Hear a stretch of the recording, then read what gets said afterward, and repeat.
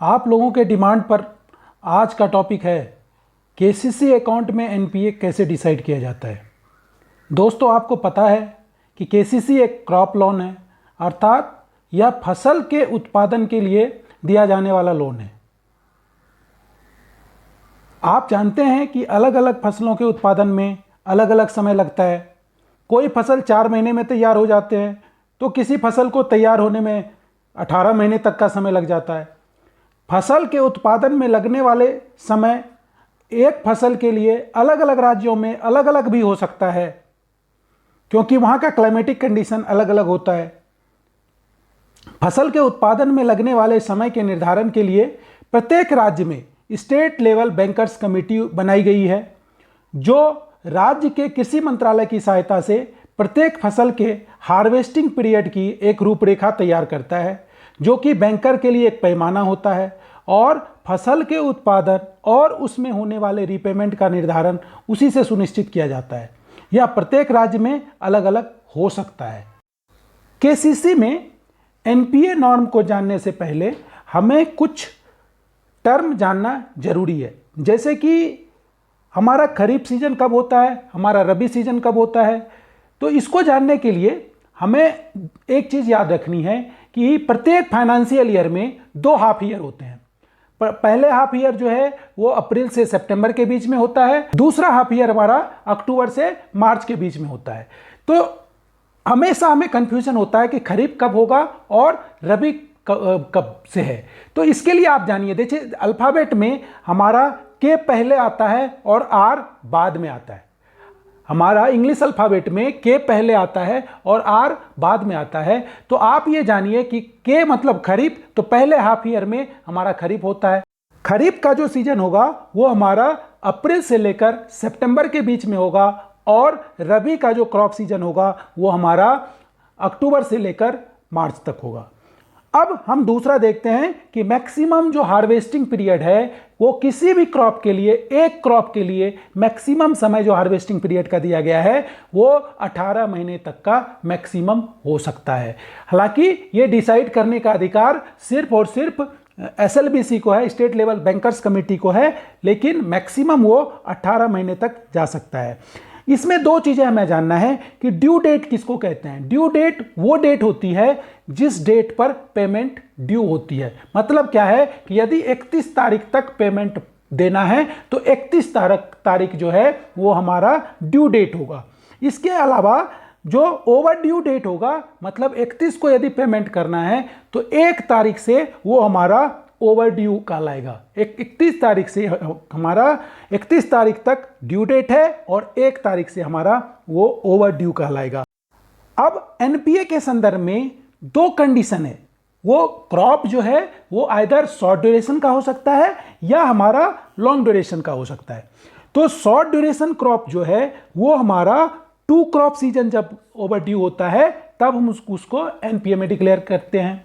उसी तरह से यदि लॉन्ग ड्यूरेशन क्रॉप है तो वो सिर्फ एक क्रॉप सीजन के बाद ही एनपीए हो जाएगा। इसके बारे में आगे हम वीडियो में एग्जाम्पल के साथ चर्चा किया है हमने। आप इसको अंत तक अवश्य देखें, क्योंकि क्रिस्टल क्लियर हो जाएगा कि किसी अकाउंट को हम कब एनपीए डिक्लेयर करते हैं केसीसी के संदर्भ में। अब देखिए, आपको ये याद रखना है कि लॉन्ग ड्यूरेशन क्रॉप जो है कोई भी एक फसल जो कि 1 साल से ज़्यादा पीरियड का होता है उसको हम लॉन्ग ड्यूरेशन क्रॉप कहते हैं। मतलब 1 साल से ज़्यादा पीरियड का कोई यदि क्रॉप है तो हमारा लॉन्ग ड्यूरेशन क्रॉप होगा, और जो 1 साल से नीचे मतलब लॉन्ग ड्यूरेशन क्रॉप में जो नहीं आता है वो हमारा शॉर्ट ड्यूरेशन क्रॉप कहलाएगा। मतलब चाहे 8 महीने का भी हो सकता है, चाहे 9 महीने का भी हो सकता है, ये सारा हमारा शॉर्ट ड्यूरेशन क्रॉप कहलाएगा। तो आप यहां पे देखिए कि शॉर्ट ड्यूरेशन क्रॉप यदि 8 महीने का है तो उसके बाद अगले 8 महीने के 2 जो क्रॉप होंगे वो हमारा उस पर डिसाइड करेगा कि हमारा वो लोन अकाउंट एनपीए कब होगा। तो आप ये रखिए कि जो नॉर्म है ये सिर्फ और सिर्फ फार्म क्रेडिट के लिए है। दोस्तों, इस स्लाइड में आप 4 चीज़ों के बारे में जानेंगे। पहला क्या, जो कि हमने पहले बता दिया, पहली बार की चीज़ों के बारे में आपको पहले पता है कि डिसबर्समेंट पीरियड कब होगा, इंटरेस्ट एप्लीकेशन डेट क्या होगा, किस दिन इंटरेस्ट उसमें एप्लीकेशन किया जाएगा, कंपाउंडिंग कब से किस डेट से होगा और पेनल इंटरेस्ट कब से चार्ज किया जाएगा। तो आपको इसमें मैं प्रैक्टिकली एक बताऊंगा कि जैसे कि खरीफ के लिए जो पीरियड है वो है अप्रैल 1 से सितंबर 30।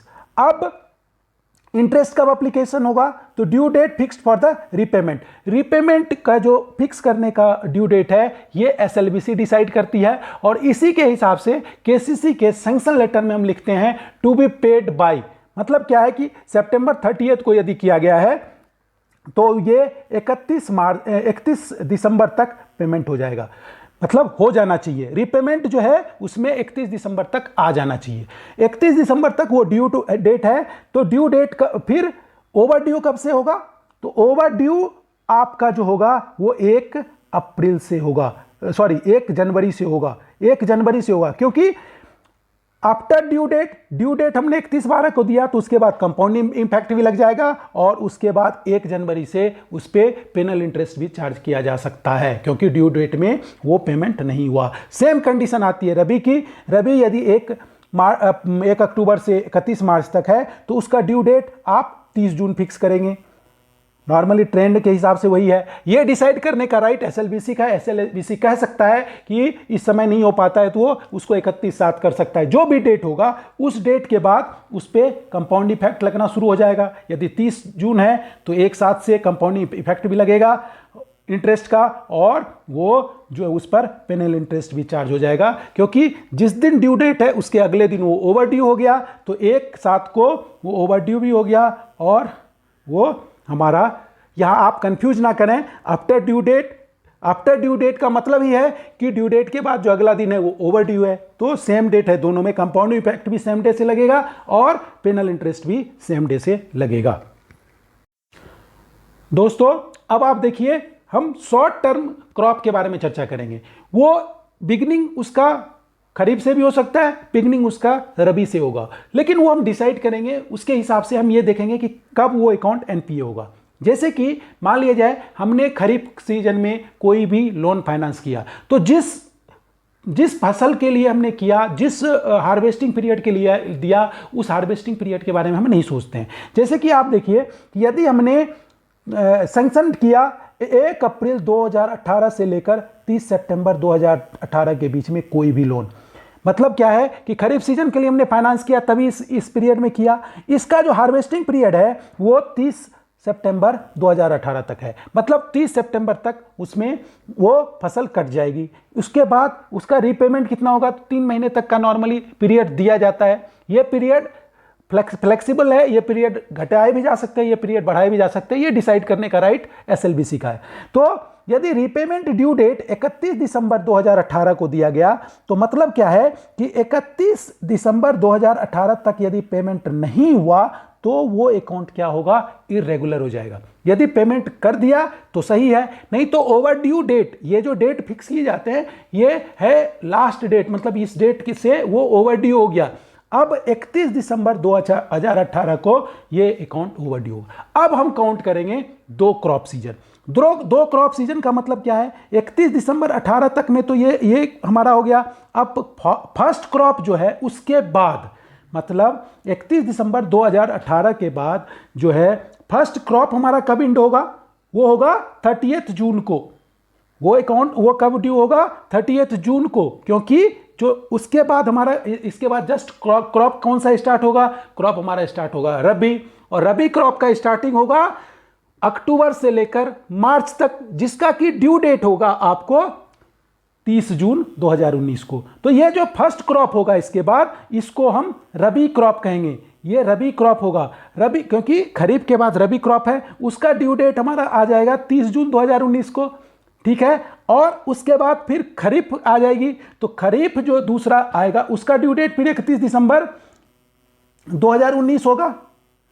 आप यहां पे कंफ्यूज मत करिएगा, क्योंकि यहां 6 महीने का पीरियड, इसलिए आप देखिए, पहला हमने खरीफ का जो खरीफ वाला क्रॉप है उससे हमें कोई मतलब नहीं है। खरीफ क्रॉप खत्म होने के बाद 31 दिसंबर 2018 का हमने रिपेमेंट ड्यू डेट दिया। इरेगुलर हो गया, उसमें पैसा जमा नहीं हुआ तो रबी सीजन, उसके बाद कंटिन्यूएशन में ही रबी सीजन है, रबी सीजन में आया तो रबी सीजन में वो 30 जून को ख़त्म हो गया, और उसके बाद जो खरीफ सीजन है वो खरीफ सीजन हमारा 31 दिसंबर 2019 को ख़त्म हुआ। मतलब क्या है कि जो हमारा खरीफ सीजन आया था वो तो था अप्रैल से सितंबर का, लेकिन ड्यू डेट था 31 दिसंबर 19 का, तो 2 पीरियड हमारा जो क्रॉप है वो आया। यदि वो अमाउंट 31 दिसंबर 2019 तक नहीं पे किया गया तो 1 जनवरी 2020 को ये अकाउंट एनपीए हो जाएगा। ये अब हम दूसरा एग्जाम्पल देखेंगे कि यदि वो क्रॉप का बिगिनिंग जो है वो रबी क्रॉप से है, तो रबी क्रॉप से है तो जिस क्रॉप रबी क्रॉप में हुआ उससे कोई मतलब नहीं है। अगला जो 2 क्रॉप सीजन होगा उसमें पहला क्रॉप सीजन उसका खरीफ का होगा और दूसरा क्रॉप सीजन फिर रबी का होगा, फिर वो रबी का होगा। मतलब क्या है कि यहां पर जो हमारा सैंक्शन डेट है वो अक्टूबर से लेकर 31 मार्च तक के डेट में वो फाइनेंस हो सकता है, उस पीरियड में है। हार्वेस्टिंग पीरियड क्या है उसका, वो मार्च 2019 तक पेमेंट, मतलब वो फसल कट जाएगी, उसका रीपेमेंट जो है वो 30 जून 2019 को होगा। मतलब क्या है कि अगले 3 महीने के अंदर, फसल कटने के 3 महीने के अंदर उसको पेमेंट हमें कर देना चाहिए। अब देखिए कि यदि वो पेमेंट नहीं हुआ तो 30 जून को वो अकाउंट जो है इरेगुलर हो गया, पैसा वापस नहीं आया तो 30 जून को वो अकाउंट इरेगुलर हो गया। इरेगुलर जब हुआ तो उसके बाद हमने रबी क्रॉप की बात की, तो पहला क्रॉप जो है वो फसल खरीफ बोएगा, ठीक है। हमने यहां पे देखा खरीफ बोएगा मतलब क्या है, उसकी स्टार्टिंग खरीफ की हमारी अप्रैल 2019 से स्टार्ट हुई और वो 30 सितंबर 2019 को हमारा खरीफ खत्म हुआ, जिसका कि रीपेमेंट 31 दिसंबर 2019 तक हमें हो जाना चाहिए। खरीफ क्रॉप पहला हो गया। अब दूसरा हमारा, उसके बाद दूसरा क्रॉप कौन सा होगा, वो होगा रबी।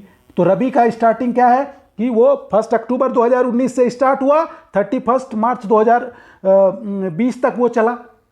1 अक्टूबर 2019 से 31 मार्च 2020 तक चला, और उसका जो पेमेंट करने का राइट था वो था 30 जून 2020 तक। वो डेट 30 जून तक 2020 तक पेमेंट करना चाहिए। मतलब 2 क्रॉप सीजन हमने देख लिया। उसके बाद फाइनली यदि वो पेमेंट नहीं हुआ 30 जून 2020 तक तो उस अकाउंट को 1 जुलाई 2021 को, सॉरी 21 नहीं होगा, 1 जुलाई 2020 होगा, 1 जुलाई 2020 को वो अकाउंट हमारा एनपीए हो जाएगा। मतलब अगले दिन ही वो अकाउंट एनपीए हो जाएगा। केसीसी में आप ये मान के चलिए 90 डेज का कंसेप्ट कुछ भी कहीं पे नहीं है, बस वही है कि रीपेमेंट का पीरियड जो है वो डिसाइड करने के लिए कुछ पीरियड दिए जाते हैं जो कि हम सैंक्शन लेटर में लिखते हैं, to be paid by. Maximum वो 90 डेज का पीरियड हो सकता है पेमेंट करने के लिए, तक ताकि ये ना हो कि आनंद फानन में वो पैसा कि अपने फसल को बेचे और आपको वापस करे। तो उसके लिए जो 3 महीने का वो एसएलबीसी डिसाइड करती है कि डिस्ट्रेस सेल ना हो और किसान को किसी तरह की प्रॉब्लम ना हो। तो ये हमारा था शॉर्ट टर्म क्रॉप के लिए। अब यहां पर 2 चीजें आप ध्यान में रखिए कि इन केस यदि किसी जगह पर एक ही फसल होता है, एक ही फसल होने का मतलब है या तो उसमें रबी होता है या खरीफ होता है। यदि आपको ऐसा कंडीशन आता है और उसके लिए पीरियड आपने एक ही क्रॉप के लिए फाइनेंस किया है, तो उस कंडीशन में भी आप देखिए कि यदि रबी अवेलेबल है ही नहीं तो अगला दो क्रॉप, मतलब 2 अगले खरीफ, फिर उसके बाद फिर एक खरीफ, यदि ये पीरियड खत्म होगा तब वो अकाउंट एनपीए होगा। उसी तरीके से यदि आपने रबी के लिए दिया है और सिर्फ रबी फसल वहां पे होती है तो जो अगला 2 फसल होगा वो रबी का ही 2 होगा और उसके 2 फसल के बाद ही वो अकाउंट एनपीए होगा। मतलब देखते हैं हम लॉन्ग टर्म क्रॉप। अब लॉन्ग टर्म क्रॉप में क्या है कि मान लेते हैं कि हम सैंक्शन जो डेट है किसी भी क्रॉप का, जो अभी हमने केसीसी फाइनेंस किया वो 1 अक्टूबर 2017 को किया गया था। अब उसका हार्वेस्टिंग पीरियड जो है वो 1 साल से ज़्यादा होगा, तो 1 साल से ज़्यादा होने का हमने मान लिया कि वो 15 महीने तक है, दिसंबर 2018 तक वो हमारा हार्वेस्टिंग पीरियड है। रीपेमेंट के लिए हम नॉर्मली 3 महीने का टाइम दिया जाता है, तो 31 मार्च 2019 तक उसको रीपेमेंट होना है। अब क्या है कि उस दिन उसमें पैसा नहीं आया। पैसा नहीं आया का मतलब क्या है कि 31 मार्च 2019 तक पैसा उसमें नहीं आया। अब आप देखिए कि वो तो खत्म हो गया, अब एक क्रॉप सीजन ये ओवरड्यू होना चाहिए। तो अगला क्रॉप सीजन कब से स्टार्ट होगा, वो स्टार्ट होगा 1 अक्टूबर 19 को, और ये खत्म कब होगा तो 31 दिसंबर 20 को, जो फर्स्ट क्रॉप सीजन होगा उसके बाद। ओवर ड्यू डेट कब होगा? तो 31 मार्च 21 को, 31 मार्च 21 तक यदि ये फर्स्ट क्रॉप जो उसके बाद हमने उग दिया उसमें यदि पेमेंट नहीं हुआ 31 मार्च 2021 को, तो वो अकाउंट 1 अप्रैल 2021 को एनपीए हो जाएगा। तो आपको ये देखना है, आप ये ध्यान रखिए केसीसी के संदर्भ में कि जिस दिन हमारा फर्स्ट ड्यू डेट स्टार्ट होता है उसके बाद का 2 क्रॉप सीजन होना चाहिए या उसके बाद का 1 क्रॉप सीजन होना चाहिए। तो दोस्तों अंत में एक बार मैं इसको और आपको रिफ्रेश करने की कोशिश करूंगा जो कि हमारा फाइनल होगा। तो आप ये सोचिए कि यदि किसी अकाउंट में को हम एनपीए करने जा रहे हैं तो शॉर्ट टर्म यदि है तो शॉर्ट टर्म में हमें 2 क्रॉप सीजन, और यदि लॉन्ग टर्म है तो हमें 1 क्रॉप सीजन मानना है। और इस दोनों संदर्भ में जो शॉर्ट टर्म या लॉन्ग टर्म जो भी डिसीजन होगा वो डिसीजन हमारा इस हिसाब से होगा कि क्रॉप का पैटर्न क्या है, उसका हार्वेस्टिंग पीरियड क्या है, उसका रीपेमेंट पीरियड क्या है, और रीपेमेंट जिस दिन होना था उस दिन से नहीं हुआ उसके बाद हमें यह डिसाइड करना है कि फ्रेश 2 क्रॉप सीजन क्या होगा या फ्रेश 1 क्रॉप सीजन क्या है। वो दोनों पीरियड का जब रीपेमेंट में पेमेंट नहीं होगा तो वो केसीसी अकाउंट हमारा एनपीए होगा।